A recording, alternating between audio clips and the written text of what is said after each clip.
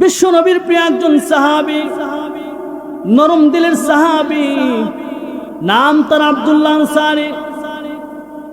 একেবারে নরম দিলের সাহাবী। এই সাহাবীকে নিয়ে সাহাবায়ে কেরামদের মধ্যে সমালোচনা শুরু হয়ে গেছে।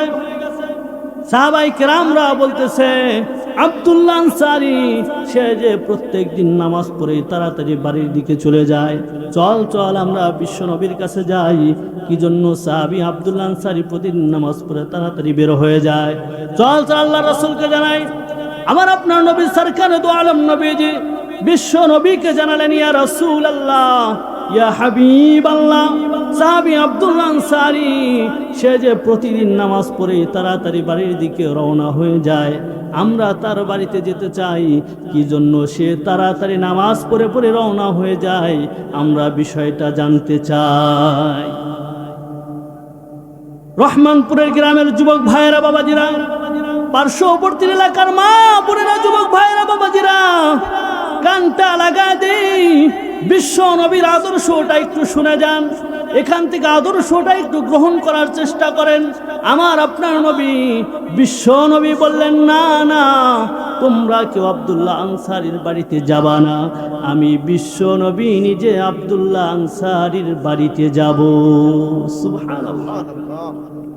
কেননা যতই নরম দিলের সাহাবী হোক, কয়েকজন সাহাবী গিয়া তার বাড়িতে যাবে, আর গিয়া যখন বলবে যে এত তাড়াতাড়ি প্রত্যেকদিন নামাজ পড়ে আসো কেন, যদি মেজাজটা গরম হয়ে যায়, কথা বলেন ঠিক না বেঠিক?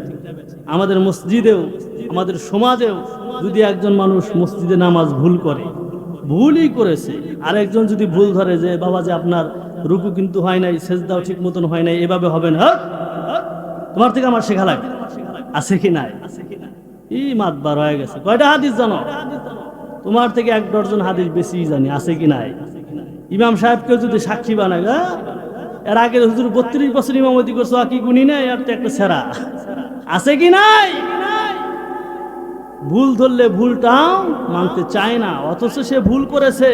উচিত ছিল যখন ভুল ধরেছে তখন বলা, আসলে বাবা যে আমি তো এরকম জানি না, একটু আমাকে শিখায়া দাও। কিন্তু এই বিষয়টা বলবে না, কথা বলেন ঠিক না ব্যাঠিক? শুধু খোঁজে কিভাবে তর্ক করা যায়, আছে কি নাই? সাহাবী আব্দুল্লাহ আনসারী যেন এরকম রাগ না হয়। যদি রাগ হয়ে কথাটা বলে, তাহলে উম্মতের জন্য দলিল হয়ে যাবে যে সাহাবীরাই তর্ক করেছে, কথা বলেন ঠিক না ব্যাঠিক? আমার আপনার রাসূল সরকারে দু আলম নবীজি, দয়ার নবী, মার নবী, বিশ্ব নবী বললেন, না না, তোমরা কেউ যাবা না, আমি বিশ্ব নবী নিজে আব্দুল্লাহ আনসারীর বাড়িতে যাব। সুবহানাল্লাহ। আমার আপনার নবী, দয়ার নবী, মায়ের নবী, সরকারে দু আলম নবীজি সাহাবী আব্দুল্লাহ আনসারীর বাড়ির দিকে রওনা হয়ে গেলেন। সাহাবী আব্দুল্লাহ আনসারীর বাড়িতে গেলেন। রহমানপুরের মা বোনেরা, যুবক ভাইয়েরা, বাবাজিরা, কানটা লাগা দিন, বিশ্ব নবীর আদর্শটা শিখে নিন। আল্লাহর রাসূল সাল্লাল্লাহু আলাইহি ওয়াসাল্লাম সাহাবী আব্দুল্লাহ আনসারীর বাড়িতে গিয়া সোজাসুজি বাড়ির মধ্যে প্রবেশ করলেন না, গেটের বাহির থেকে সালাম দিলেন, আসসালামু আলাইকুম ইয়া আহলাল বাইত। সুবহানাল্লাহ। কি করলেন? সালাম দিলেন। গেটের বাহির থেকে সালাম দিলেন, ভিতর থেকে কোনো জবাব আসলো না। আল্লাহর রাসূল ভাবলেন যে ভিতরে হয়তো পুরুষ মানুষ নাই, আবার সালাম দিলেন, আসসালামু আলাইকুম ইয়া আহলাল বাইত, তাও ভিতর থেকে জবাব আসলো না। আবার সালাম দিলেন, আসসালামু আলাইকুম ইয়া আহলাল বাইত, তাও যখন ভিতর থেকে জবাব আসলো না। 3 বার সালাম দেওয়ার পর আল্লাহর রাসূল ভাবলেন যে ভিতরে হয়তো পুরুষ মানুষ নাই, মেয়ে মানুষের সঙ্গে আমার কথা বলার প্রয়োজন নাই, মসজিদের দিকে রওনা হয়ে গেলেন। সুবহানাল্লাহ। আমি আপনি কি করি? সোজাসুজি বাড়ির মধ্যে যাই, এ আব্দুল্লাহ বাড়িতে আছে নাকি?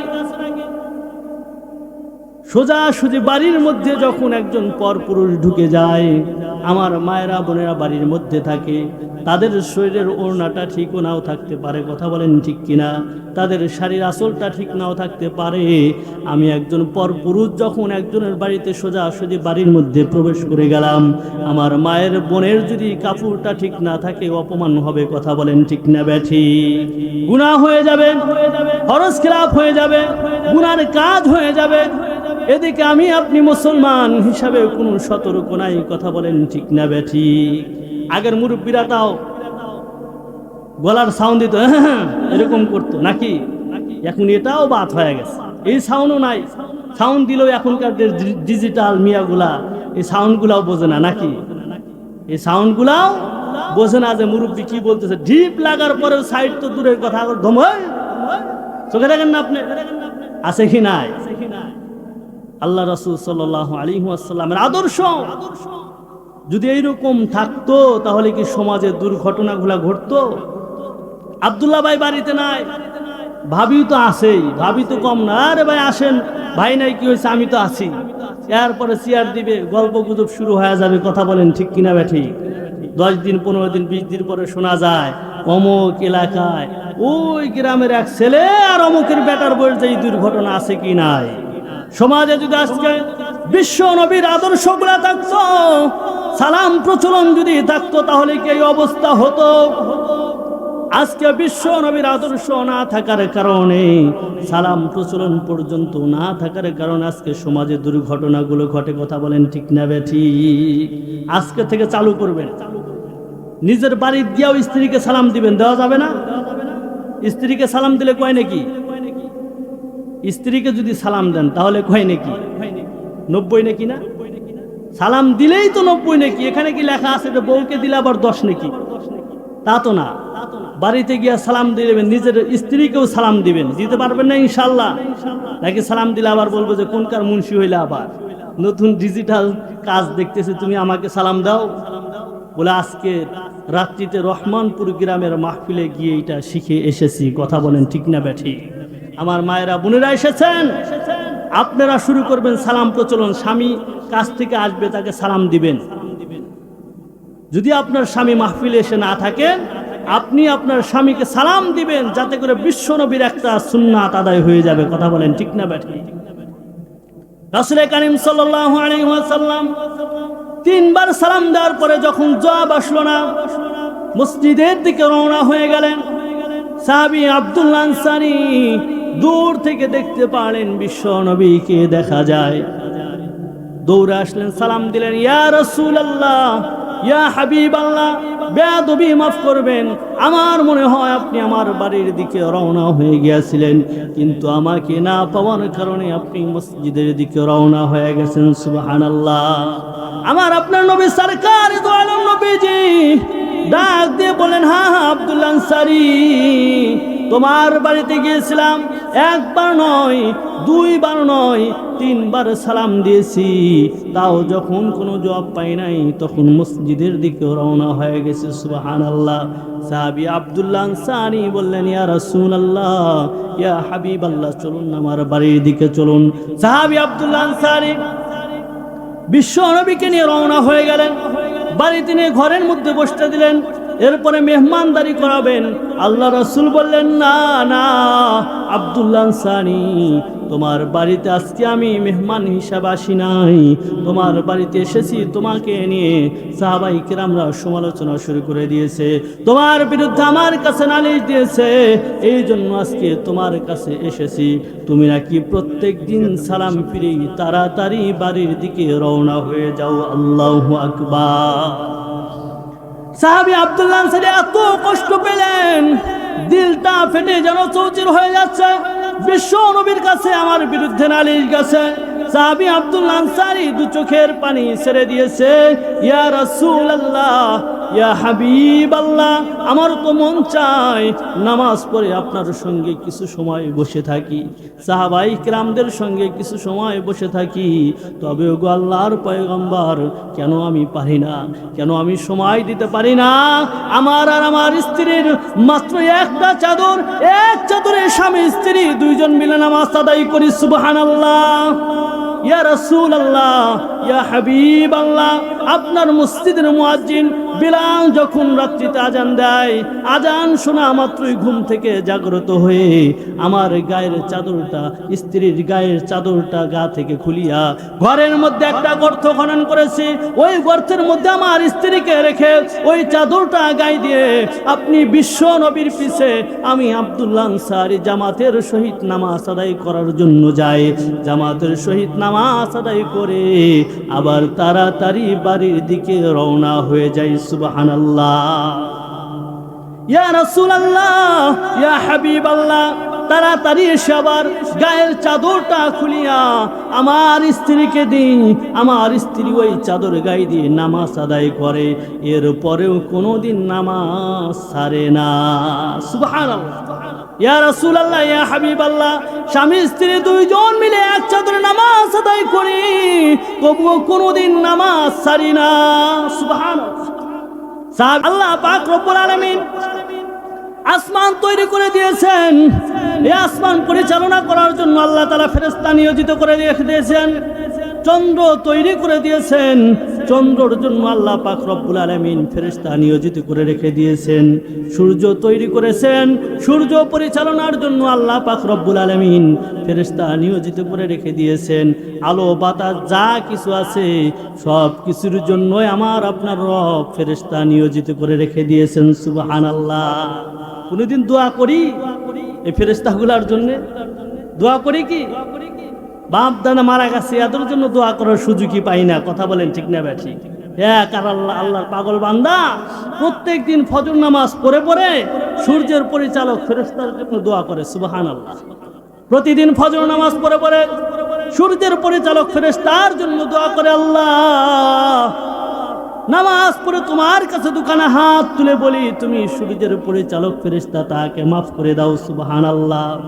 প্রতিদিন যখন ফজর নামাজ পড়ে পড়ে দোয়া করে, সূর্যের পরিচালক ফেরেশতা তার মনের মধ্যে ভালো লেগে গেছে, দুনিয়ার এই পাগল বান্দাটা প্রত্যেক দিন আমার জন্য দোয়া করে, পরে একটু আমার দেখার শখ জেগেছে। সুবহানাল্লাহ। ফেরেশতা কি এসে দেখা করতে পারবে নাকি আল্লাহর অনুমতি লাগবে? আল্লাহ পাক রব্বুল আলামিনের কাছে দরখাস্ত করেছে, আল্লাহ, দুনিয়ার মধ্যে তোমার একজন পাগল বান্দা আছে, প্রত্যেকদিন নামাজ পড়ে পড়ে আমার জন্য দোয়া করে। আল্লাহ, আমার একটু শখ জেগেছে, আমি তার সঙ্গে দেখা করব। সুবহানাল্লাহ। সাউন্ড একটু বাড়াও, একটু বাড়াও। প্রত্যেক দিন এরকম ভাবে দোয়া করে। আল্লাহ পাক রব্বুল আলামিন তাকে সেই দরখাস্ত কবুল করে দুনিয়ার সেই বান্দার সঙ্গে সাক্ষাতের ব্যবস্থা করে দিলেন।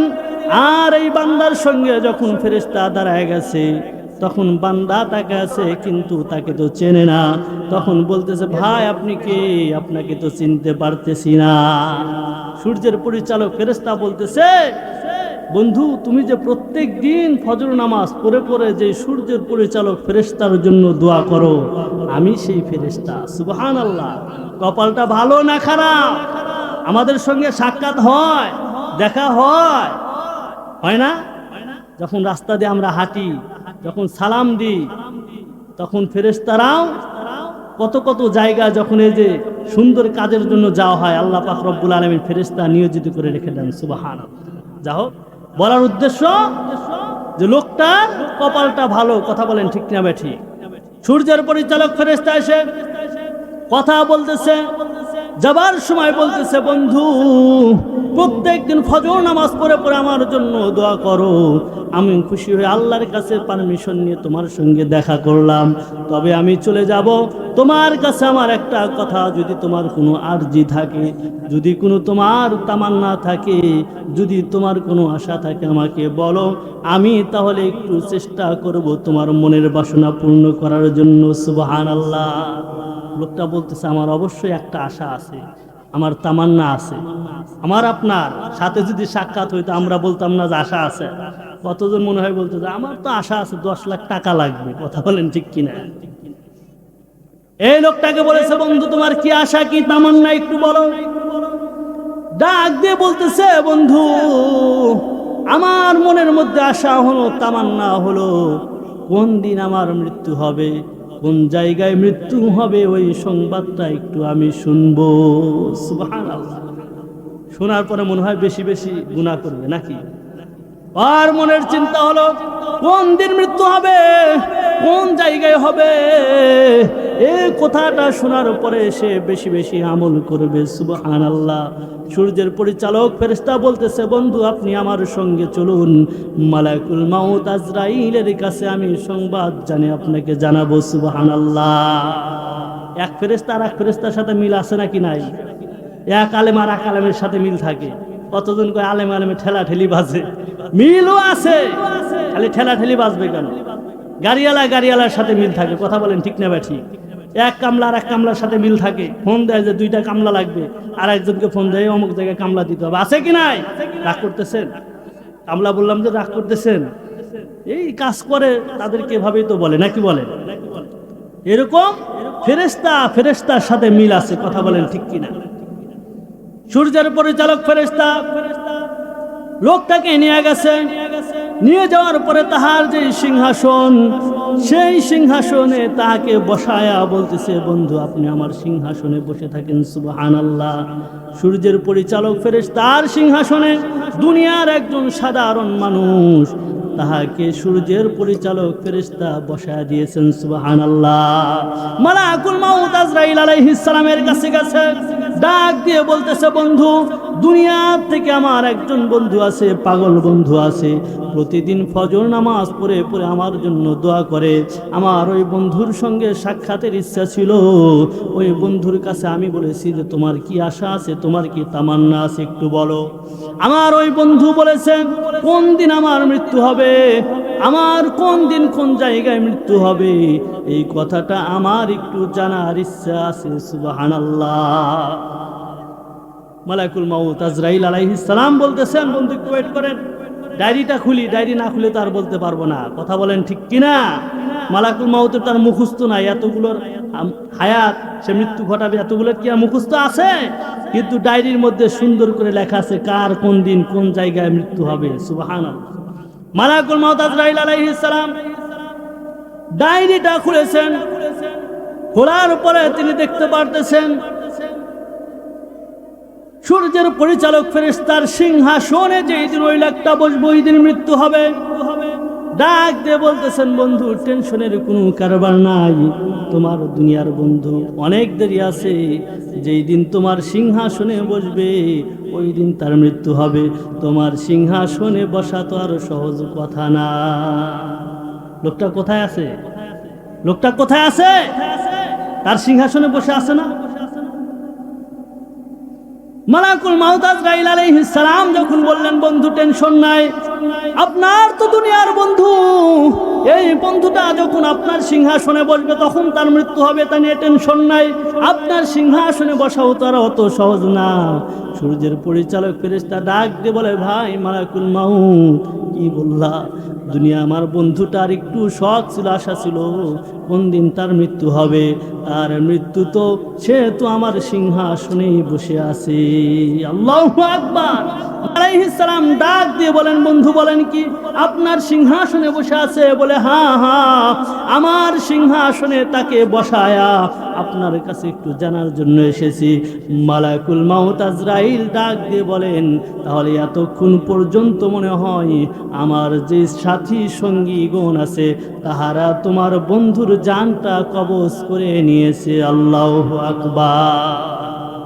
মালাকুল মাউত সে কিন্তু একা না, তার সঙ্গে আরো সাথী সঙ্গী আছে, সে সিংহাসনে বসে আছে, আরো যে সাথী সঙ্গী আছে এদেরকে পাঠিয়ে দিতেছে রুহুগুলা কবজ করার জন্য।